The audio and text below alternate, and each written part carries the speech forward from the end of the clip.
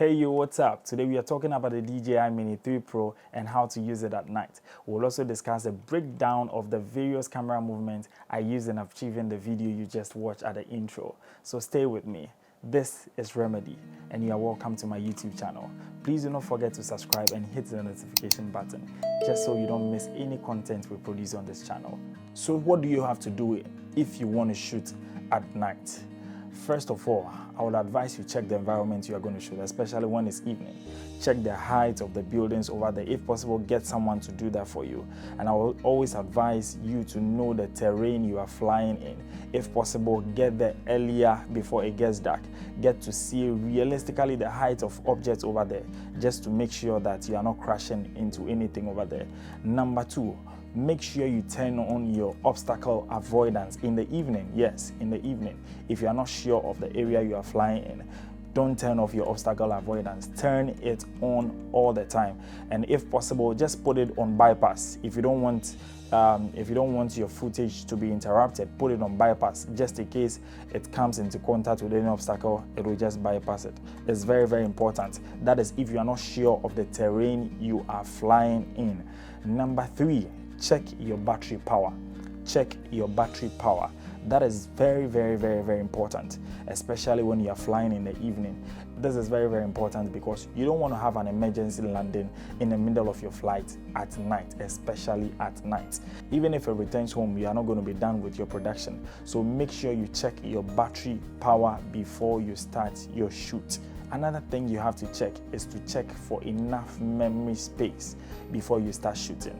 That is why it's good to have memory cards of bigger sizes in your drone. Some of us don't like taking out our cards after each and every shoot, so make sure you have at least 120 gigabytes of memory card in your drone before you start shooting. So probably in worst case scenario, you wouldn't have to be taking it out all the time. So make sure you have enough space on your memory card before you shoot. You don't want to press record and then in the middle your card is full. It's all waste of time. All these steps are to ensure that you maximize your time any day you are shooting. It is actually not limited to shooting at night, but these are some of the few steps you should consider. The final thing I would want you to consider in the evening before flying is to make sure where you are taking off is clean.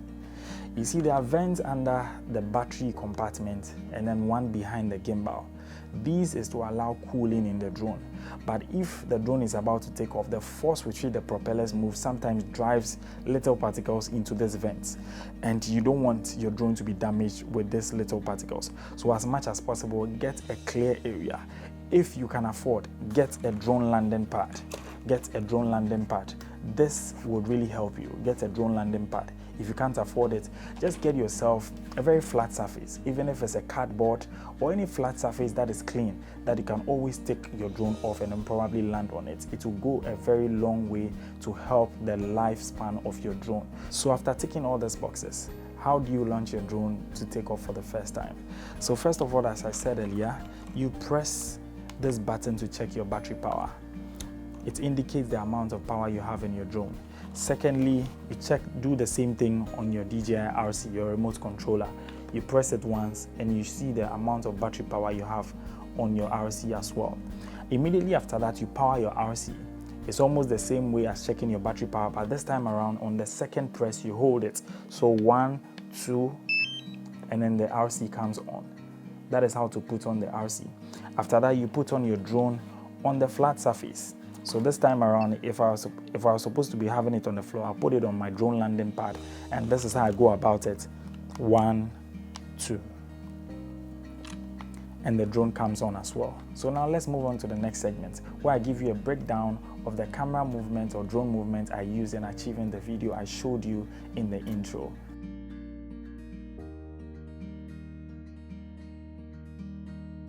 So with the first shot, you move up with the left joystick and then you tilt down on the wheel. Move up with the left joystick and then you tilt down the gimbal on this one. You have to do it gradually to achieve a very cinematic result. Sure, so we'll move on to the next shot. So with this shot, we moved above the building. We moved forward with the right joystick whilst turning the wheel to the left. So forward on the right joystick, and then we turned the wheel to the left, slowly. The same speed. To achieve a very cinematic video, you would have to use the same force on both turns. So the same force on the joystick as the same as that on the wheel.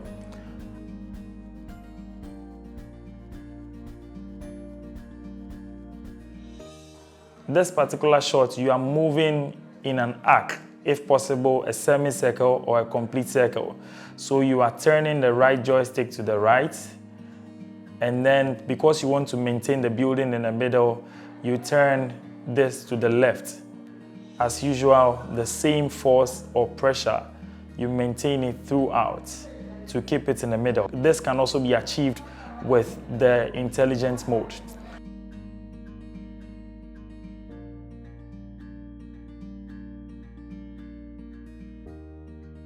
This particular shot, we moved above the building, and then we came back.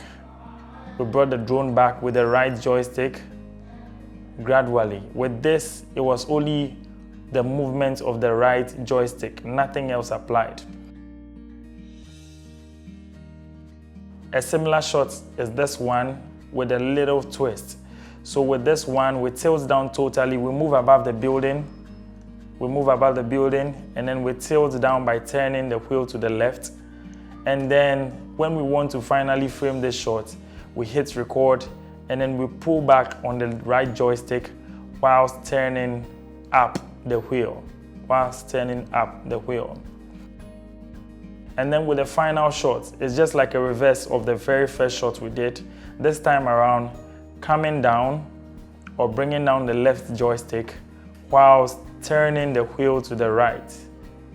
Bringing down the left joystick whilst turning the wheel to the right. You have to make sure that is as well very steady and stable so that your shot will be very cinematic and beautifully captured.